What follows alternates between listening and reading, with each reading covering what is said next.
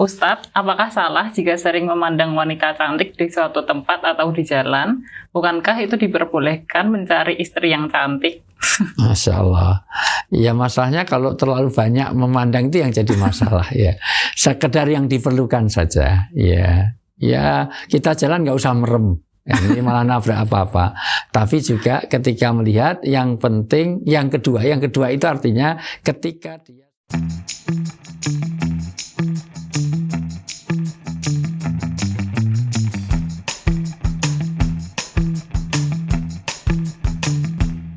Pertanyaan selanjutnya, Ustadz, rasanya sulit sekali untuk melaksanakan sholat tahajud di sepertiga malam.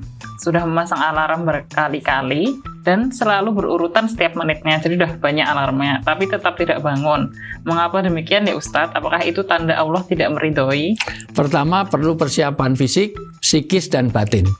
Fisik, tidur jangan terlalu lapar, tapi juga jangan terlalu kenyang. Dua, mungkin dia punya penyakit dalam yang membuat orang susah untuk bangun. Mungkin dia punya gula darah, punya hipertensi, punya apa, tolong periksa kepada dokter. Karena orang kalau tidurnya ngepluk, tidurnya itu mohon maaf molor terus, itu juga ini. Ada itu. Ada juga yang kamarnya diketok 3 kali, subuhnya juga enggak ini. Ada loh itu. Saya ngalami sendiri itu semuanya. Ada. Yang setiap mau ke masjid itu ngetoknya 3 kali. Pulang dari masjid masih belum bangun juga. Masya Allah, luar biasa. Itu yang ada. Di bawah kan? Ada yang di bawah. Ya kamar bawah di situ. Ya itu namanya itu. Bawah studio kita. Ya. Jadi adikmu. Dari sisi ini sekali lagi mungkin ada. Ketiga, dari segi psikis perlu motivasi. Karena kenyataannya kalau diajak piknik nggak akan telat. Kalau diajak nonton bola nggak akan telat. Nonton drakor nggak pernah ngantuk. Berarti perlu motivasi itu semuanya. Yang keempat yang ketiga perlu psiki rohani, yaitu betapa pentingnya bangun malam. Dengan bangun malam, Masya Allah, dia akan dimuliakan derajatnya.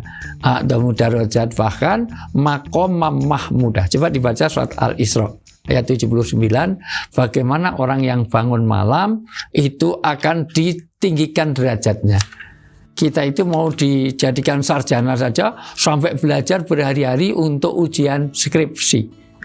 Sampai marah-marah kepada ini karena hanya ingin cari sarjana psikologi Universitas Erlangga. Itu ada, orangnya ada di sebelah saya. Dulu belajarnya sampai berhari hanya untuk 1 derajat sarjana sarjana psikologi. Ya, coba. Okay. Dan pada sebagian malam, lakukanlah sholat tahajud sebagai suatu ibadah tambahan bagimu. Mudah-mudahan Tuhanmu mengangkatmu ke tempat yang terpuji. Diangkat tempat yang terpuji, jadi terhormat kamu di hadapan Allah, di hadapan manusia. Maqam mahmudah. Bagaimana kita kalau orang itu pasti sering dipuji, senang dipuji, apalagi yang memuji Allah. Bagaimana orang sekarang ini, orang untuk cari popularitas, untuk pengen dipuji itu bikin konten supaya dapat like banyak itu, supaya like-nya banyak loh. Itu sampai sampai kesetrum, sampai mati tenggelam, jatuh dari lantai 8, sampai mau ketabrak truk. Hanya untuk makom mahmudah, supaya orang like, supaya subscribe, supaya ini mencari pujian orang, apalagi ini pujian Allah. Logikanya kalau kita ada semangat seperti itu, insya Allah bangun malam kita menjadi mudah. Yang berikutnya perlu pertemanan, mungkin bareng-bareng. Ya, baca Quran aja itu, baca Quran kalau bareng-bareng itu, misalnya WA group, bikin khataman tiap minggu. Gitu. Jadi terasa lebih mudah ya? Lebih mudah, akhirnya dibagi. Ya begitu yang terus terang yang kami lakukan. Itu Mbak Iva dapat juz berapa, Man? 14. Saya ayat 8 sama ayat 9 sama 10 itu semuanya. Dari sisi ini sekali lagi memudahkan, tiap minggu bisa kita khatam Quran. Ternyata kita bagi-bagi.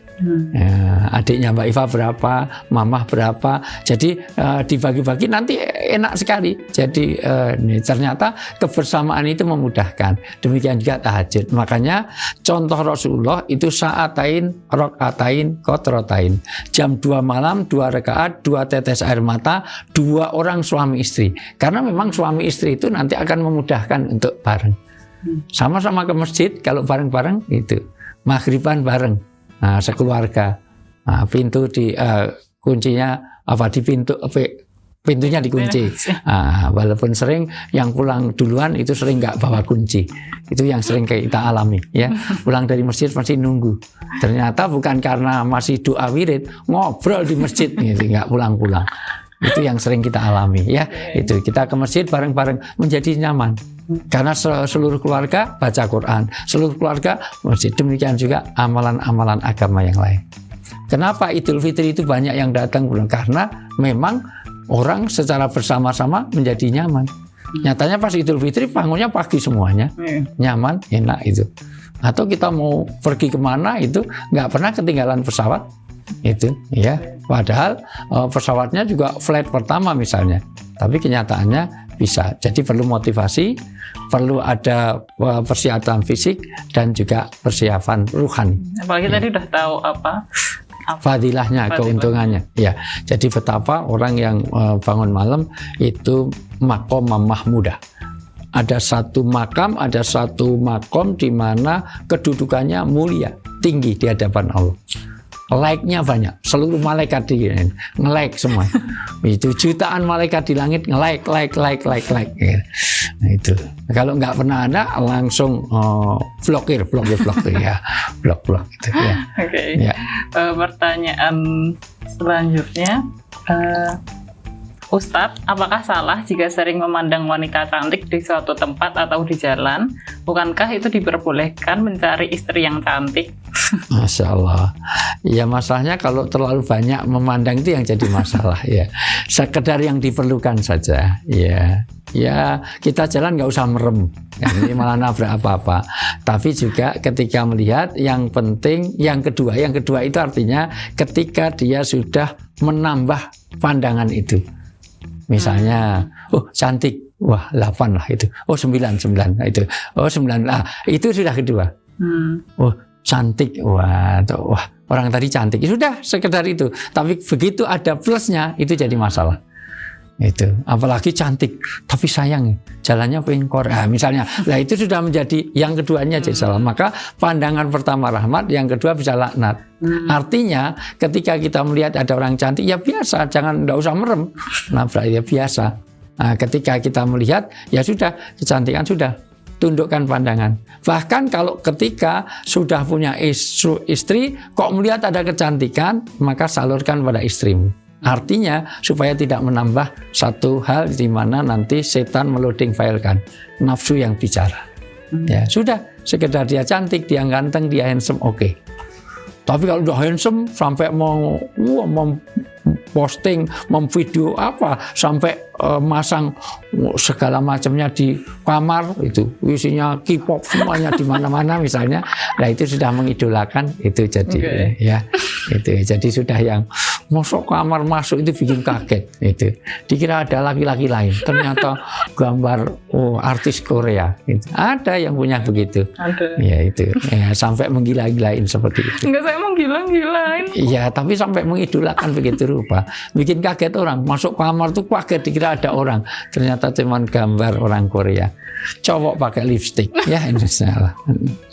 Nah dari sisi ini sekali lagi, jadi dari pertanyaan ini, oke, melihat orang cantik, melihat orang ganteng sudah, tapi tundukkan pandanganmu. Dibaca surat An-Nur 30 dan 31. Bagi laki-laki lihat kecantikan, tundukkan itu jangan diteruskan kepada syahwat. Dan juga bagi perempuan lihat orang handsome, tundukkan. Katakanlah kepada laki-laki yang beriman agar mereka menjaga pandangannya dan memelihara kemaluannya. Ya, menjaga pandangan, memelihara kemaluan. Artinya pandangan yang sudah dia dapatkan itu jangan diteruskan kepada syahwat, kepada kemaluan. Itu artinya dia jaga jangan kesahwati. Dia seksi, dia 18, lebih indah lagi kalau dipakai baju begini, dia dilangsingkan pakai tasnya ini, ini sudah yang kedua ini sudah menjadi ini. Ya, terus? Yang demikian itu lebih suci bagi mereka. Ya, Sungguh Allah Maha mengetahui apa yang mereka perbuat. ya. 31-nya. Dan katakanlah kepada para perempuan Para perempuan, ya, agar mereka menjaga pandangannya menjaga pandangan juga. Ya, dan memelihara kemaluannya. ya. Artinya juga sama. Jangan sampai kita melihat suatu cowok handsome langsung, waduh, berbunga-bunga langsung, wah, luar biasa. Itu baru dapat ini saja, wah, tisu bekasnya aja langsung dilaminating, wah, langsung dilelang segala macam ya. Potongan kuku aja dikoleksi itu semuanya. Ya, terus. Dan janganlah menampakkan perhiasannya, auratnya, Iya. kecuali yang biasa terlihat. Iya, artinya menampakkan karena dulu pamer. Jangan sampai perhiasan tapi ditaruh di pergelangan kaki. Jadi jalannya klunting segala macam supaya menarik perhatian. Atau dalam bahasa agama namanya tabarruj. Tabarruj itu bersolek di depan umum. Itu semuanya. Pakai parfum menyengat sampai 100 meter kecium jadi kayak jenazah lewat. Luar biasa itu. Walaupun juga jangan pakai balsem, pakai minyak kuoso, itu baunya itu pete, jengkol, pace, brambang, bawang, padang ya jangan. Ya. Ya. Dan hendaklah mereka menutupkan kain kerudung ke dadanya, dan janganlah menampakkan perhiasannya, auratnya, kecuali kepada suami mereka, atau ayah mereka, atau ayah suami mereka, atau putra-putra mereka, atau putra-putri suami mereka, atau saudara-saudara laki-laki mereka, atau putra-putra saudara laki-laki mereka, atau putra-putra saudara perempuan mereka, atau para perempuan sesama Islam mereka, atau hamba sahaya yang mereka miliki, atau para pelayan laki-laki tua yang tidak mempunyai keinginan terhadap perempuan, atau anak-anak yang belum mengerti tentang aurat perempuan. Dan janganlah mereka mengentakkan kakinya agar diketahui perhiasan yang mereka sembunyikan. Ya, tadi. Jadi jangan mengentakkan kaki. Iya. Jadi supaya kelihatan kalau dia pakai ini. Ini boleh perhiasan, boleh parfum. Kadang-kadang pakai parfum yang luar biasa, menggoda sekali. Jangan. Itu berarti kalau boleh nggak pakai wangi-wangian, jadi mandi nggak pakai sabun ya malah nanti baunya cuka. Nah, jadi nggak pas. Itu kan juga mengundang perhatian. Oh, mengundang perhatian juga ya. Itu perhatian yang jelek tapi itu ya ini namanya DGI namanya ya terus. Dan bertaubatlah kamu semua kepada Allah, wahai orang-orang yang beriman, agar kamu beruntung. Nah, di situ ada kesetaraan. Tidak bisa kita nyalahkan laki-laki, tapi juga tidak bisa nyalahkan perempuan. Dua-duanya saling menjaga. Jangan sampai juga over artinya semuanya serba salah laki-laki juga nggak benar, semua serba salah perempuan juga nggak benar. Karena ini sering di antara teman-teman kadang-kadang ekstrim, semua yang disalahkan wanita itu juga nggak benar. Tapi juga semua disalahkan laki-laki juga nggak benar. Kalau ada pemerkosaan pasti ada reciprocity. Semuanya punya andil dalam pengertian bisa saja memang laki-laki yang jahat, tapi juga bisa karena dipancing oleh wanita. Jadi fair saja. Jadi ini bukan bias gender ya, artinya bukan berarti ini cenderung pokoknya wah ini maskulinitas, ini feminitas, bukan masalah itu. Dua-duanya kita jaga. Ya. Mungkin kalau pemerkosaan bukan masalah laki-laki perempuan, tapi ya memang dianya kejahatannya aja. Ya makanya semua sama jahatnya semuanya itu. Jadi karena bisa juga orang itu berbuat jahat itu misalnya pencuri itu bisa salah, tetapi juga bisa salah yang punya uang karena naruhnya tidak. Itu juga makanya duanya dijaga. Itu yang mencuri jelas salah, tetapi naruh uang di sembarang tempat membuat orang itu juga nggak boleh. Itu semuanya. Tapi kan kasusnya juga nggak selalu kayak gitu kan? Iya, bisa dua-duanya. Oke. Tapi mungkin kalau kita bahas secara gender nggak akan habis, tapi yang penting kalau kayak gitu tuh kejahatannya aja. Gitu, iya, karena kejahatan laki dan kejahatan perempuan itu sama hukumnya dalam Islam. Jadi tidak ada ini. Laki-laki dan perempuan yang mencuri tetap potong tangan. Laki-laki dan perempuan yang sholat tetap surga, gitu aja. Jadi secara normatif jangan sampai kita ada bias. Ya. Oke. Ini terakhir ya. Assalamualaikum Ustadz. Waalaikumsalam. Apa hukumnya jika kita mengidolakan Ustadz? Padahal saya sudah bersuami. Yang idolakan karena ilmunya nggak apa-apa, ngidolakan karena itunya. Jadi yang penting alladzina yastami'unal qawla wa yattabi'una ma ahsanu ilaihim. Kita mohon maaf boleh mendengarkan, melihat apa saja yang baik, diambil baiknya saja. Ya masing-masing, karena orang kadang-kadang mengidolakan seseorang karena nggak tahu sisi jeleknya. Mungkin dia itu oke dalam hal tertentu, tapi tidak baik bagi hal yang lain. Sama saja, setiap orang seperti itu. Suami kita lemah di dalam satu sisi, tapi dia ada kebaikan di sisi lain. Suami saya tidak pintar kepada dia, tapi dia lebih setia. Nggak pernah selingkuh, jelek, kan nggak ada yang mau. Ada sisi ininya. Jadi istri saya itu memang wajahnya nggak menarik itu. Tapi nggak banyak yang menggoda. Jelek kan nggak ada yang menggoda. Baik, ada sih aman, di mana-mana nggak digodain orang. Daripada cantik nanti di mana-mana digodain orang. Pokoknya sisi-sisi positifnya saja. Tapi memang tidak boleh mengidolakan kecuali pada Rasulullah yang betul-betul kepada seluruhnya. Kita sudah punya idola, uswah dan qudwah kita, laqad kana lakum fi rasulillahi uswatun hasanah. Maka kalau Anda mencintai sesuatu karena Allah, membenci sesuatu karena Allah, dan itulah nanti yang dapat naungan, di mana tidak ada naungan di hari kiamat kecuali itu. Kecuali naungan Allah. Siapa? Orang mengidolakan seseorang karena Allah, membenci seseorang karena Allah, dalam pengertian yang dibenci adalah kejelekannya, kebaikannya. Itu karena Allah. Ya, gitu. Jadi nggak apa-apa asal saya mengidolakannya kayak sampai mana dulu gitu ya. Iya, yang penting adalah jangan sampai eksploitasi fisiologis dan biologis.